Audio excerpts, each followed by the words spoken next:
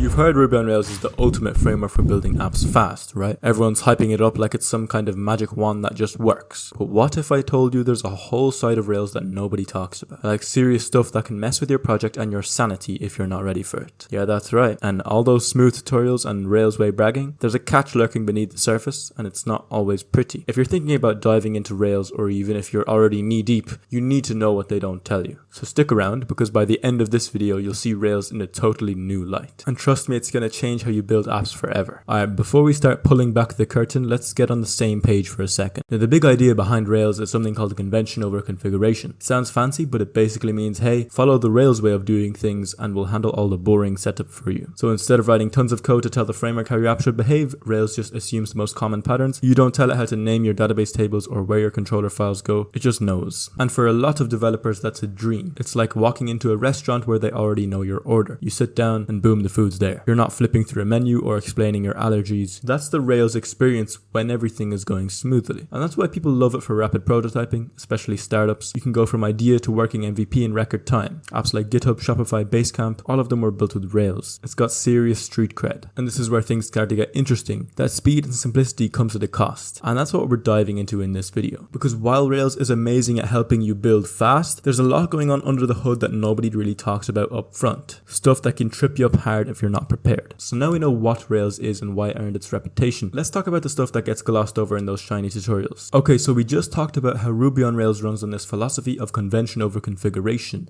And on the surface it sounds awesome, right? Basically Rails is like, don't worry about setup, just follow our structure and we'll do the heavy lifting. You don't need to tell Rails where your models, views, or controllers are. It assumes the standard folder structure. You don't need to explicitly define routes for common actions like create, update, or destroy. Rails gives you RESTful routes out of the box. It's like having a super intuitive personal assistant who finishes your sentence for you, and 90% of the time it's incredibly helpful. But here's what nobody really tells you. That other 10%, that's where things get murky. Real murky. Because once your app starts growing beyond the basics, those same helpful conventions can turn into invisible rules that are really hard to track down when something breaks. Let me give you a real world example. Let's say you're working with Active Record, Rails built-in ORM. It does all this magic to map your database tables to Ruby objects. You name a class user, and Rails automatically expects a database table called users. Sounds great until one day you inherit a legacy database that doesn't follow the Rails naming convention. Suddenly Rails is throwing all sorts of errors because it expects things to be named a certain way. And unless you dig through documentation or override a bunch of defaults, you're stuck debugging something that shouldn't have been a problem in the first place. Or here's another classic, callbacks. Rails gives you all these convenient lifecycle hooks like before save, after create, or before destroy. Sounds helpful, right? But stack a few of those in a large app and suddenly your code is running stuff automatically behind the scenes and you're like, wait, why did that just happen? It starts to feel like Rails is doing too much for you without asking. This is what developers call magic behavior, when things happen implicitly based on Rails' assumptions. And sure, that magic makes life easy when you're building your first CRUD app, but once you're scaling, integrating third-party services, or trying to troubleshoot a weird bug in production, that same magic becomes a black box you have to reverse engineer. And let's be honest, nobody wants to feel like they're guessing how their code works. What's tricky is that Rails doesn't really encourage you to question the conventions,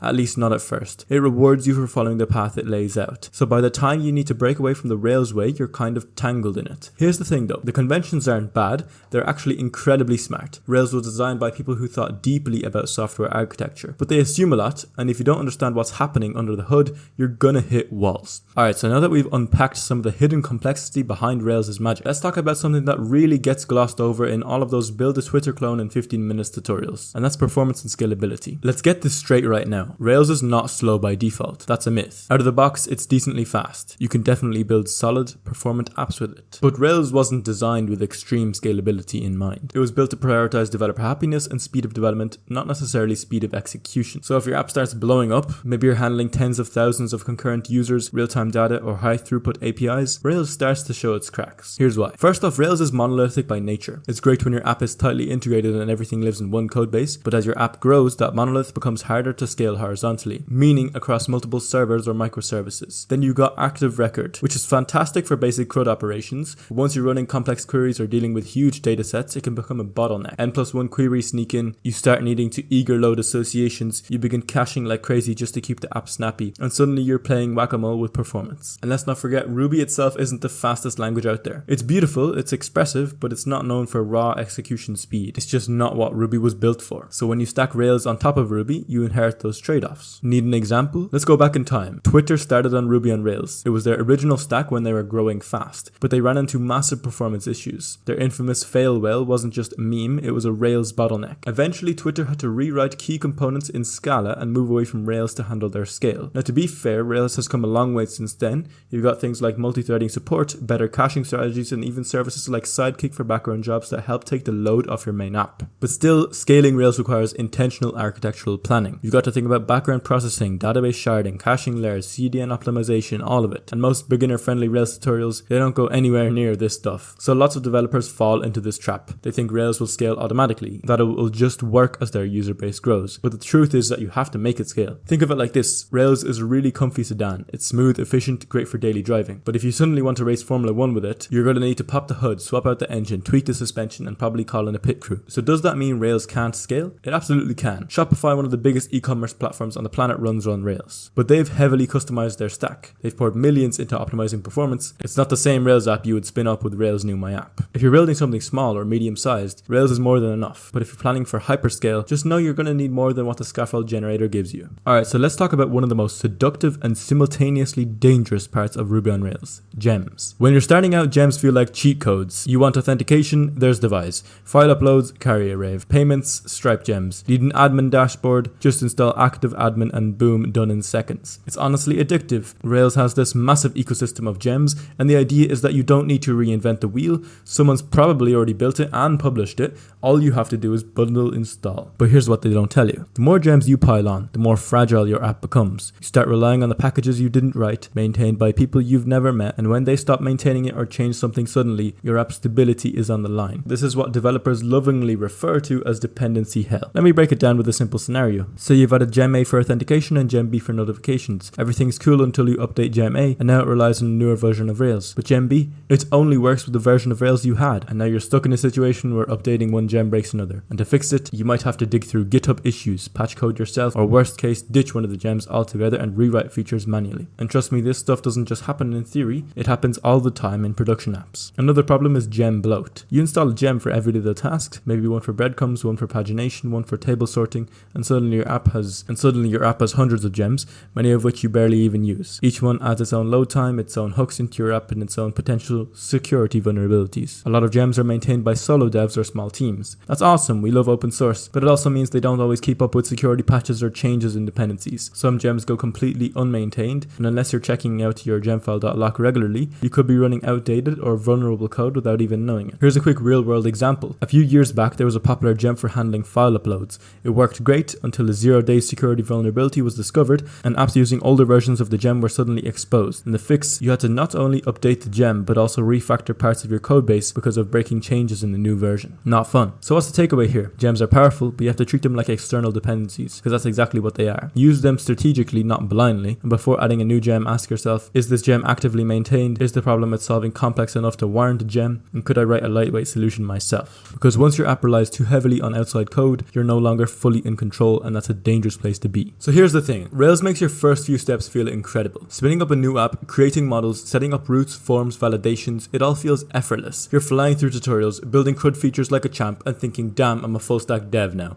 But then you hit a wall. Because once you go beyond the basics, once you want to do anything that's not covered in a typical 10-minute tutorial, that's when the real learning curve kicks in. You want background jobs? Now you've got to learn about Sidekick, Redis, queues, retries, concurrency. Need real-time features? Alright, time to explore Hotwire, WebSocket connections, and possibly think about how your app even handles state. Trying to squeeze better performance out of your app? Say hello to database indexing, query optimization, caching strategies, eager load, and memory profiling. And let's not forget one of the sneakiest parts of advanced Rails, metaprogramming. A lot of Rails magic is actually Ruby-level metaprogramming under the hood. It's what makes things like has many posts or before save do something work. But if you're not familiar with how Ruby dynamically defines methods at runtime, good luck debugging when something goes sideways. It's like learning to drive on a quiet suburban street and then suddenly being dropped onto an F1 racetrack in the middle of a thunderstorm. And to make it trickier, the official documentation doesn't always help. Don't get me wrong, Rails docs are decent for the fundamentals, but once you're deep into customizing behaviors or working on advanced architecture, so while Rails gives you this amazing jumpstart into web dev, it can leave you a bit stranded when your project grows up. Is Rails still relevant? It's not the trending topic it used to be, but let's get this straight, it's far from dead. It's still used by massive companies, e.g. Shopify, GitHub, Basecamp, Hey.com. These aren't side projects, these are billion-dollar businesses running on Rails. That said, the community has changed. The ecosystem is mature, which is great for stability, but it also means less innovation and slower updates. It's not as loud or as fast moving as say the JavaScript world. And in terms of the job market, Rails jobs still exist and they pay really well, but they're more niche now. So no, Rails isn't going anywhere, but if you're hoping for the same energy and buzz you'd get from learning something like Next.js, you might be a bit underwhelmed. Bottom line is the community is quieter, not dead, but if you value stability over hype, Rails still delivers. So you built your app, everything runs beautifully on your local machine. You're ready to share it with the world. You deploy to production and then boom, something breaks, or worse, nothing happens. Welcome to the wonderful world of Rails development. To be fair, tools like Heroku made deploying Rails stupid easy for a while. You just pushed your code and Heroku handled all the behind the scenes stuff. But then pricing changes, limitations, cold starts, a lot of folks started jumping ship. Other options, you've got Render, Fly.io, Hatchbox, even rolling your own server with Capistrano or Docker. And while that gives you more control, it also means more moving parts like configuring endlinks, setting up PostgreSQL, managing environment variables, SSL, background workers. Suddenly you're not writing Ruby anymore. You're debugging bash scripts at 2 a.m.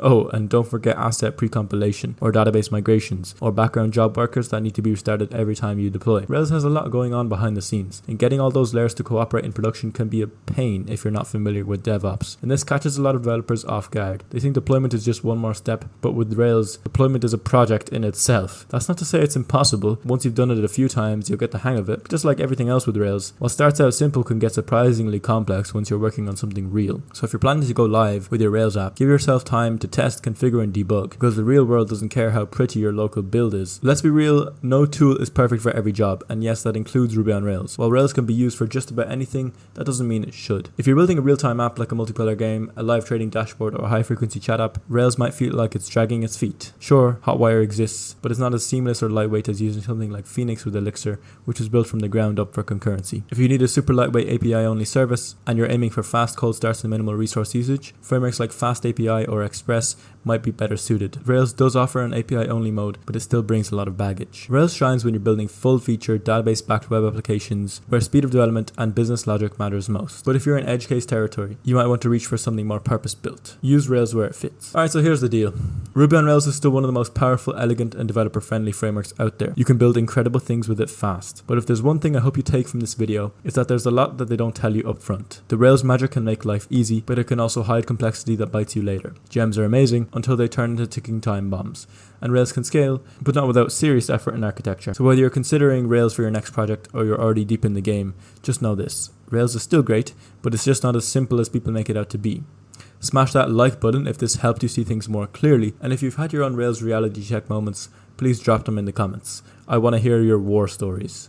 Subscribe and I'll see you in the next one.